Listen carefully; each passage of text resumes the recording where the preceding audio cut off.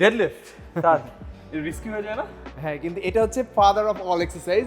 বেনিফিটও যত বেশি, রিস্কও তত বেশি, ইনজুরিও তত বেশি। এটা করে কিন্তু প্রচুর মানুষ আমার ফ্রেন্ড সার্কেলে ইনজুর্ড হয়েছে। আমি এই জন্য এটাকে এটাকে বহুদিন ধরে আসি, আমি আজ পর্যন্ত এটা করার চেষ্টাও করি নাই। আচ্ছা, এখন দেখেন যে আমরা যেটা করবো যে আমি নতুনদেরকে সাজেস্ট করবো না এটা করার জন্য, Okay. কিন্তু কেউ ধরেন যে পারপাস রেখেছে যে সে স্ট্রেংথ বাড়াবে, ভবিষ্যতে অনেক কিছু একটা করবে স্পোর্টসে, জিম রিলেটেড, সেক্ষেত্রে ডেডলিফট শিখতে হবে। যারা আমরা ট্রেনার নাই, আমাদের গাইডলাইন নাই টোটালি, তারা আমরা করবো না এটা। রাইট। আমি আপনাকেও করাবো না এটা, কারণ যেহেতু আপনি নতুন, এটা হচ্ছে আপনি করতেও আমি চাচ্ছেন না, এটা live injury try আছে। করে নেই। কিন্তু আমি জাস্ট একবার দেখাই দিই, জাস্ট নর্মাল ডেডলিফট। এই যে সোজা উঠবেন, নামার সময় আপনি কোমরটা দেখবেন এই জায়গাটা সোজা থাকবে, রাইট। ঠিক আছে? এই জায়গাটা যদি সোজা রাখেন আপনার কোনোদিনও ইনজুরি হবে না, ঠিক আছে?